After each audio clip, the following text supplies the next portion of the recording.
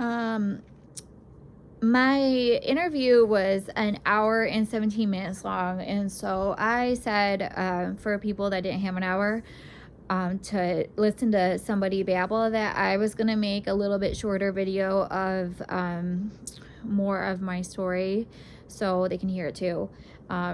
So this started, I met my ex-husband when I was 13.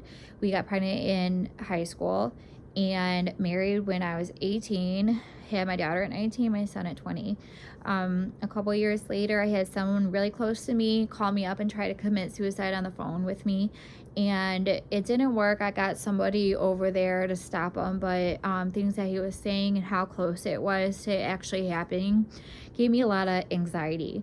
And on top of that, my daughter was turning like 3 and 4 at the time, and I remembered I was having flashbacks of when I was 4. It was my grandma's funeral, and my mom had the neighborhood boy next door babysit us. He was 18, and everybody else was at the funeral, so this was the only person that was available to watch us, and he ended up sexually molesting me at the time. It didn't affect me yet. Growing up, but after my daughter started getting a little older and I was picturing somebody doing that to her, that's when I started having really bad anxiety. So I went to the doctor. I was prescribed Xanax for the first time, and I was taking it normal at first, and then I had 11 surgeries in 18 months. Part of that was weight loss surgery. I had weight loss surgery because my ex-husband would say things to me after I gained weight after having my son, like, when are you gonna look like you used to? Or it's been 2 years since Julian was born. Why are you still, bigger? When are you gonna lose weight? This and that. And he kept putting me down. So I had the surgery to try and feel sexy for him again, and it didn't work. I lost 100 pounds and I was back to my normal weight, and everybody else said I looked good, but I noticed that he was acting different, and shortly after I found out he was cheating on me. Well, the more time that went on in our marriage, the more verbally abusive he was getting, and then it became physically abusive. Verbally abusive, he would say things to me. He would make me feel like the smallest person in the world. He would make me feel ugly and like stupid and just not worthy of anything or anybody. He would say I couldn't go anywhere because I was a stay-at-home mom and he made the money, and where was I going to go and what was I going to do, blah blah blah. And I believed everything that he said, and I thought I was stuck, and he ended up cheating on me a couple times throughout our marriage, and I took the pills that I was prescribed. I was in pain management at the time, more for to numb the pain that was in my unhappy marriage. So he went to jail for assault and battery against me one night, and it was really hard on me after that. I tried to get off the pills a couple times. I went to rehab. It didn't really work, and I was just not happy in that marriage. He was the one that ended up filing for the divorce, and he took me to court a couple of weeks after he filed. I didn't even have a lawyer yet, and he wanted to kick me out of the house. Well, my parents paid for half the house, so the judge said no. Well, about a week later, he woke me up one day and he gave me a couple of Xanax pills, and he gave them to me all throughout the day. And then finally, it was about 5 or 6 at night, and he said the kids needed pizza, that I needed to go drive and get them pizza. And I said that I took the pills, I didn't want to drive, and I didn't feel like I should, this and that. And he called me a bad mom, saying that I was going to let the kids starve, this and that. So I got in a car and I drove that night, and I got in a car accident, and I wrecked my car and I was in the hospital. The next day, he said that I was a junkie that ruined the car, blah, blah, blah, blah, and he was taking the kids. And so I went to my mom's house, and he was saying anything and doing anything to provoke me. And we were in an argument, and I threw something toward him. It wasn't even at him, it was toward him, and he called the cops, and I got arrested for domestic violence. Well, at my court date, he just told the judge that he just wanted a no contact order on the house. So basically, I knew that that was a setup, that it was just to get me out of the house. And so we got a divorce, and he was right. He took everything. He took all my personal belongings. I had no clothes, no nothing, no nothing from that house. He took like my pictures and my sonograms and stuff for the kids when they were little, and pictures that they made me when they were in school. And I got divorced with 85 cents to my name. I had nothing. He took it all. He took 9 grand of our savings. He took it all. So I tried to start over. It was about a year and a half. I went to rehab right out of jail, and I did good. I was on probation for a year and a half, and I was clean the whole time, and did good. And I got a house for me and my kids. I was a paralegal, and I was doing really good until I was not doing good after that. We were having a hard time because my kids were with me growing up for 8 years, and they were used to me. I was a stay-at-home mom. I did everything for them, and they were not used to being with him half the time, or with his family, or a babysitter. So every Wednesday they would go back to my ex, and they would cry and have anxiety so bad where they were throwing up in the parking lot. And my daughter would have to come home from school. She had like 14 absences, or she was getting called home at least once a week saying that she had anxiety attacks, and it was just taking a toll on the kids a lot. So I ended up relapsing shortly after all that was happening. I felt like it was my fault that they were having such a hard time with this divorce, and that I could have did something to prevent it. So I relapsed on pills, and shortly after that I had people from high school that asked to stay with me for a couple days, and they did. And I was out of pills one day, and they brought in heroin in my house, and I said no at first, and then I ended up trying it, and I really liked it, and it just went downhill from there. I went from not trying it at all to spending $100 on heroin, and then they introduced me to crack, so I was spending like $100 or $300 a day on the drugs. And then I was an IV user really quickly within 6 months, and I lost my house, I lost my job, I lost everything pretty quickly after I started using the heroin.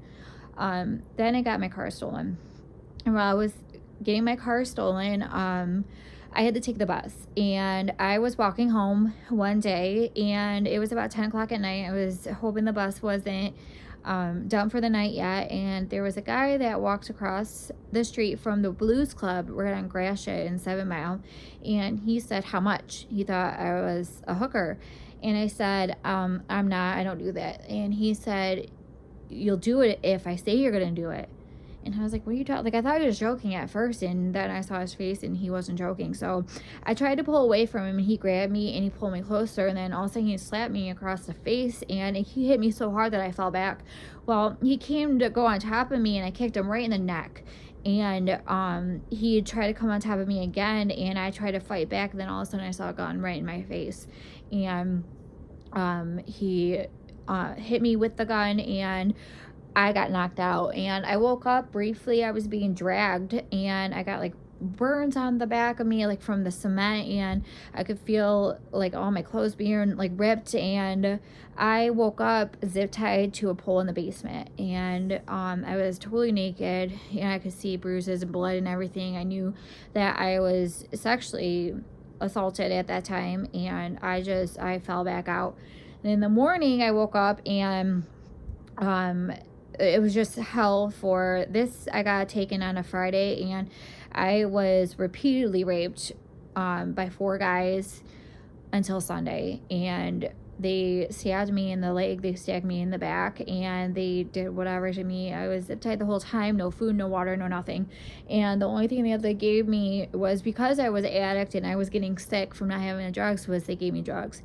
Well, on Sunday, they came and they gave me they made up a shot of fentanyl, and it was a pretty large dose. Like, it was a big dose, more than I've ever taken myself. So I figured that they were trying to kill me at that time. So I just let them do it. I figured that it was a better way to go, just to get high and fall out and just go to sleep, than being beat to death or whatever else they could have did to me. So I let them, and I ended up waking up to police and EMS. I was found naked in a dumpster behind a liquor store at 7 and Gratiot, and by the owner that worked at the liquor store. Well, I was taken to the hospital and this and that, and I called my drug dealer after I was in the hospital, and he came and picked me up and got me clothes and everything, and I told him what happened, and I pointed out the house to him. Well, the next day I went home and to my mom's house, and I saw on the news that the house that I was in got caught on fire, and there was 2 bodies in it. So I knew that at least 2 of the 4 people that raped me were dead. Not the guy that originally took me. Nothing ever happened to him. The police never, they asked very vague questions. They never followed up. I don't feel like police in Detroit really care. So it just, that was that. And I started to use hard after that. So I used really hard, and my parents kicked me out. I was homeless.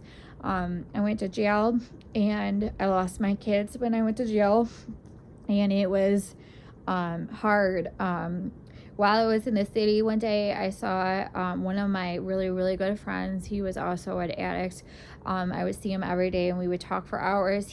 Somebody tried to murder him right in front of me, and I was ordered by the drug dealer that tried to kill him to clean up his blood. I thought he was dead, and that I was involved in this murder now because I was helping clean up the blood, and it was a mess. He did not get murdered. He actually survived, but I thought for about a week before I knew that he survived that I witnessed his murder. It just took a toll on me. So that was hard, and so then I went to jail for 6 months, and my parents, they pressed charges against me for stealing some stuff, and I was about to go to prison for 9 to 12 years. I had 9 felonies from stealing 9 things from my parents' house, and it was me against my dad in court, and it was hard to deal with. And I was there for 6 months. And then I went to rehab, and then after I was in rehab, I figured I don't have my kids, I don't have my family, I don't have anything, so might as well not live, might as well just go back down and whatever. So I went back to being homeless, and it was the middle of winter in Detroit. We lived in a bandos for a while, cold, and it was freezing, and we boosted and did things to get by, and that was the life for a little bit until we met this drug dealer. He said that we can come in the house, and he would have us work for a place to stay and a warm place to stay and showers and stuff, and I thought it was going to be like selling drugs for him. It was not. When we got in the house, there was locks on the inside of the door, and a door guy that was watching it, he had a gun. And so we are only allowed to leave if we had a phone with us that would track our location. And it ended up like this for about 2 weeks. And I can't really talk about many facts of this case because it's still an ongoing case, but he's being convicted of human trafficking and murder, assault with a deadly weapon, and drug trafficking. So you can only imagine things that went on in that house in those 2 weeks. So on Christmas Eve, I was sent outside to boost some things for his family for Christmas, and I had the phone, so I called my parents and I asked them if I could come home for Christmas. They said no. I didn't really have anywhere else to go. I just wanted to be warm and have a meal or whatever, but I didn't have anywhere else. So I went back to the house, and there was this guy that was terrifying. He had a gun right on his hip, and he wanted me to sleep with him, and I was not comfortable with that. He was just, something about him I was not comfortable with. So I tried to escape through the bathroom window, and the guy that was holding us in the house, he came after me, and he ended up shattering my ankle, and I had a fracture he shattered my kneecap, and I had a fracture on my ankle, so I had both legs that were broken somehow. And I had somebody that I met down there. He was a really good friend that took care of me for a while. He gave me food when I needed it and stuff. He ended up finding me in the middle of this, like getting beat by this by this drug dealer, and he kind of squared up with him, and the guy retreated, so he carried me about a mile back to his house to safety. So a couple months later, I went to jail again for warrants in a wheelchair. And then I got to the hospital because I had MRSA, a blood staph infection, really bad from going to jail. I got MRSA in jail, and it was shutting down my kidneys, my liver, it was shutting down all my organs, and I was really sick. So the doctor said that I might only have 6 months to survive, or 6 weeks to survive or to live, and if I didn't get better with the antibiotics, then it was gonna basically shut down all my organs one by one. So eventually I signed a DNR. I did not want to slowly die that way. I didn't want to be resuscitated or a vegetable or whatever. I just wanted to go by that point. The only person that came to visit me, even though I was literally thought I was dying, was my dad. So by that time I didn't feel like I had anybody. And then I met Martin. Martin is my friend at the time. I was working with him sometimes, and it was his cousin. He met me 2 or 3 times before this, and it was at the start of COVID, and I was supposed to go to rehab. I was going to try rehab one more time, and rehab shut down because of COVID. And Martin took me home, and he gave me a place to stay. He said that he could not just let me be on the streets. Even though I was a stranger, he couldn't let me be on the street. So I withdrawed at his house. I tried to get off everything at his house, and it took a while to wean down everything, to get off everything. Like it took a while. I had to get a methadone, and then try and wean off of that the best I can. And in that meantime, he showed me things that I haven't felt from anybody in a really long time. Compassion and selflessness. I was a perfect stranger, and he brought me in. I had a history of stealing and drugs and this and that, and he brought me in his house, and trusted me in his house, and helped me to get better, and showed me love and everything that I needed in my life. And we ended up falling in love, and we got married and had Olivia, and then we had Paisley. And about a year into me being clean, I went to court and got custody of the older kids, Madison and Julian, back. And then I'm gonna be clean 3 years coming up this May. It's been hard because I been diagnosed with cervical cancer about 2 years ago. That's the thing I struggle with the most. Is I got through the addiction, I got through everything that was meant to kill me, and now I'm diagnosed with like cancer. Is kind of like what more. But I was dealing with it, and I'm going to school to be a substance abuse counselor, because I feel like that's the one thing that I can do with my history and experience and background, that I know where these people have been, and I know how hopeless they feel, and I know how they feel like they cannot get out. Like I felt that I would never get out. I never thought I would be clean. I never thought I would be on the other side.